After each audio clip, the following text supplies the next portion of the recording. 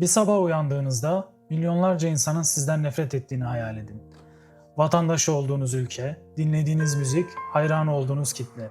Hepsi tek bir gecede size sırtını dönmüş. Hiç işlemediğiniz bir suçun, hiç yapmadığınız bir zorbalığın faili ilan edilmişsiniz. Ne bir mahkeme kurulmuş, ne size bir söz hakkı verilmiş, ne de kendinizi savunmanıza izin verilmiş. Hakikatin hiçbir öneminin kalmadığı, yalan seccat hızıyla yayıldığı karanlık bilinç dalgası. İşte bugün anlatacaklarımız bir kurgu senaryosu değil. Bu, Güney Kore müzik tarihinin gördüğü belki de en büyük, en acımasız ve en sistemli itibar suikastının hikayesi. Zirvenin en parlak noktasındayken, doğruluğu tek bir gün bile teyit edilmemiş dedikodular yüzünden hayatları karartılan 6 kadının, yani T-ara grubunun hikayesi.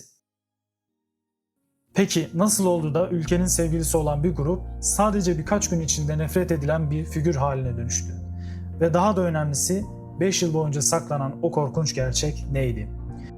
Gelin K-pop tarihinin en karanlık sayfalarından birini birlikte aralayalım.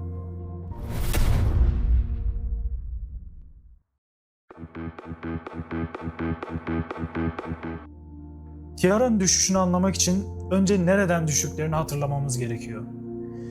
Yıl 2011 ve 2012. K-pop sektörü o güne kadarki altın çağını yaşıyordu.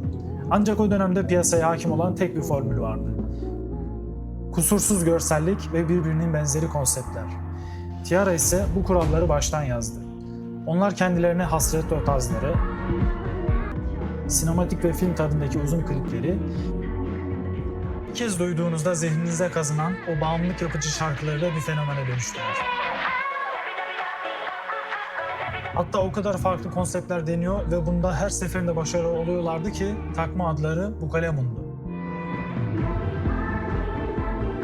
Roly-Poly şarkısı çıktığında Güney Kore'de genç yaşlı herkes o meşhur retro dansı yapıyordu.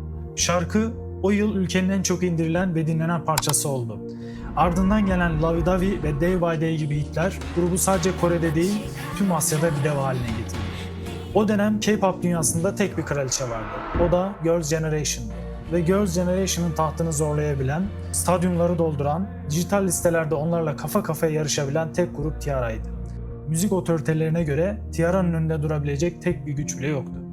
Tabii kendi şirketlerinin ve yaklaşan felaketin farkında değillerdi. Takvimler 2012 yılının Temmuz ayını gösteriyordu. T-ara kariyerinin en büyük sınavlarından birine hazırlanıyordu. Japonya'nın efsanevi Budokan salonunda kapalı gişede bir konser vereceklerdi.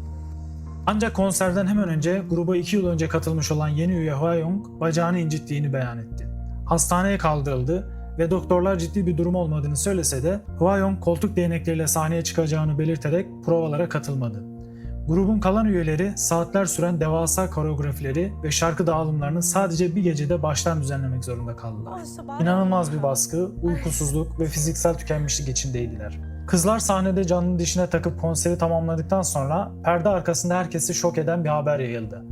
Provalara sakat olduğu gerekçesiyle katılmayan Hwayoung, o saatlerde otelde dinlenmek yerine kişisel bakımı ve tırnaklar için kuaför çağırıp otel odasında keyifli vakit geçirmişti. Yorgunluktan bitap düşmüş diğer üyeler bu sorumsuzluğa karşı duydukları hayal kırıklığını sosyal medya hesaplarında dile getirdiler. Twitter üzerinden irade farkı, profesyonellik sadece yetenekli olmaz gibi üstü kapalı mesajlar paylaştılar. İşte bu birkaç tweet K-pop tarihinin en büyük felaketinin fitilini ateşledi.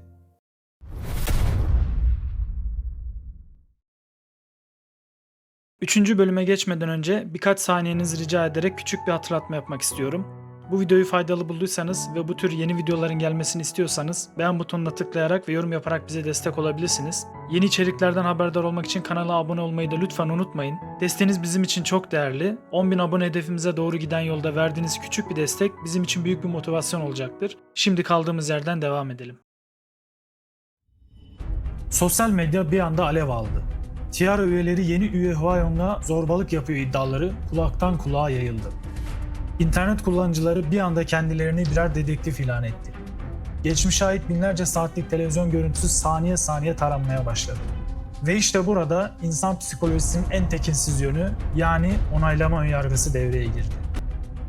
İnsanlar bir kez kızların zorba olduğuna inanmak istemişti ve artık gördükleri her şeyi bu teoriye uydurdular. Bir eğlence programında Kim Jong-un oyun gereği Hwayoung'a pirinç keki yedirdiği sahne boğmaya çalışıyor diye servis edildi.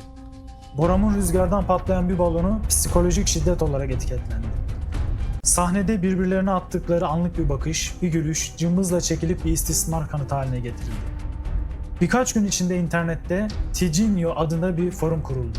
Açılımı Tiara'dan gerçekleri istiyoruz olan bu gruba sadece 48 saat içinde 300 binden fazla insan üye oldu.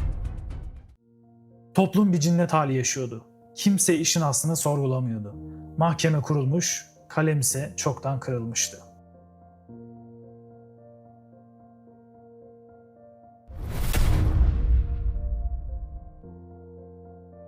Ateş büyürken grubun bağlı olduğu ajansın CEO'su Kim Kwang-soo, K-pop tarihinin belki de en kötü kriz yönetimlerinden birini sergiledi. Şirket, yangını söndürmek yerine Hwayoung'un sözleşmesini tek taraflı olarak feshettiğini açıkladı. Bu hamle, kamuoyunun gözünde suçun kabulü olarak algılandı. İnsanlar şirket kurbanı gruptan attı sanarak linçin dozajını 2 katına çıkardılar. O andan itibaren Tiara için gerçek anlamda cehennem başladı. Bir hafta içinde tüm reklam anlaşmaları iptal edildi. Üyelerin oynayacağı dizilerin setlerine protestolar düzenlendi ve kızlar kadrolardan çıkarıldı. İmza günleri için kurulan devasa çadırlar bomboş kaldı. Kızlar sahneye çıktıklarında seyirci protesto için arkasını dönüyor, ışıklı çubuklarını kapatarak koskoca stadyumlarda zifiri karanlık bir sessizlik yaratıyordu. Bir sanatçı için yaşarken ölmek tam olarak buydu. Üye Soyeon çok ağır bir trafik kazası geçirip hastaneye kaldırıldığında bile internette altına "Keşke ölseydi, dünya bir zorbadan kurtulurdu" şeklinde binlerce kan dondurucu yorum yazıldı. Kendilerini savunmak için her ses çıkardıklarında "Mağdur edebiyatı yapmayın" denilerek susturuldular. Tüm kapılar yüzlerine kapandı.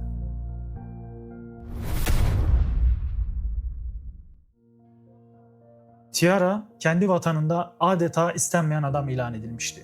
Kore medyası onları tamamen sildi. Ancak kızlar pes etmedi. Müzik yapmaya devam etmek için rotalarını Çin'e çevirdiler. Kore'de nefret objesi olan Tiara, Çin'de devasa bir sevgiyle karşılandı. Çinli hayranlar gerçekleri araştırmış ve kızların gerçek anlamda arkasında durmuştu.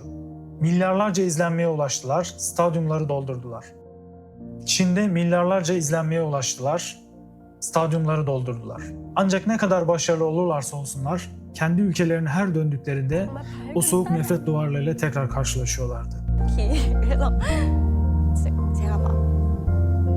Grup üyelerinden Jiyeon, yıllar sonra verdiği bir röportajda o günleri anlatırken gözyaşlarına hakim olamayacak ve şöyle diyecekti. "Sokağa çıkmaya korkuyorduk. İnsanların yüzümüze bakıp bizden nefret ettiğini bilmek ruhumuzu her gün biraz daha öldürüyordu." Tam 5 yıl boyunca 6 masum kadın işlemedikleri bir suçun cezasını çektiler. Hayallerini, gençliklerini ve ruh sağlıklarını o karanlık linç kültürüne kurban verdiler.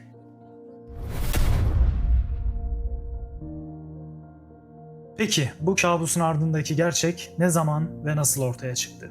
Tarih 2017. Gruptan ayrılan Hwayoung ve ikiz kardeşi Hyoyeon katıldıkları popüler bir televizyon programında yine o eski günleri anlatıp kameralar karşısında gözyaşı döktüler. Mağdur rolünü bir kez daha oynamak istiyorlardı. Ancak bu sefer işler umdukları gibi gitmedi. 5 yıl boyunca Tiara ile çalışmış olan eski menajerler, stilistler ve çalışanlar artık daha fazla dayanamadı. Yeter artık dediler. Ve o dönem saklanan Kakao Talk mesajlaşma kayıtlarını, hastane raporlarını ve belgeleri tek tek basına sızdırdılar. Gerçek herkesin suratına adeta soğuk bir tokat gibi çarptı. Sızdırılan mesajlarda güya mağdur olan ikiz kardeş Hyoyeong'un Tiara'nın en küçük üyesi Arum'a attığı tehdit mesajları duruyordu. "Seni Müzik Bank'te pataklayacağım. Yüzünü çizeceğim ki televizyona çıkama." Hwayoung'un bacağındaki sakatlığın tamamen abartı olduğu, tekerlekli sandalyeyi sadece basın ilgisini çekmek için talep ettiği, hastaneden kaçıp lüks mağazalarda gezdiği raporlarla kanıtlandı. Yani 5 yıl boyunca tüm ülke aslında grubun kendisini içeriden sabote eden birine karşı duruşunu zorbalık olarak adlandırmış ve 6 masum insan hayatını adeta cehenneme çevirmişti. Gerçekler ortaya çıktığında Kore halkı Tiara'dan özür diledi. İnsanlar utanç içindeydi. Ancak iş işten çoktan geçmişti. Tiara aklanmıştı ama giden 5 yıl, mahvolan kariyerler ve kalplerde açılan o derin yaralar asla geri gelmedi. Tiara'nın hikayesi K-pop tarihinin belki de en acı derslerinden biridir. Klavyenin arkasına geçip birini yargılamak, gerçeği aramaktan çok daha kolaydı.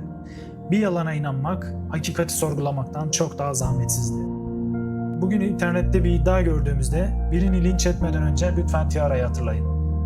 Çünkü bazen en gür sesle ağlayanlar aslında elinde kırbacı tutanların ta kendisidir. Peki siz Tiara'nın bu dramatik hikayesi hakkında ne düşünüyorsunuz? Yorumlarda buluşalım. Bu tür belgesel tadında videoların gelmesi için videomuzu beğenmeyi ve kanalımıza abone olmayı lütfen unutmayın.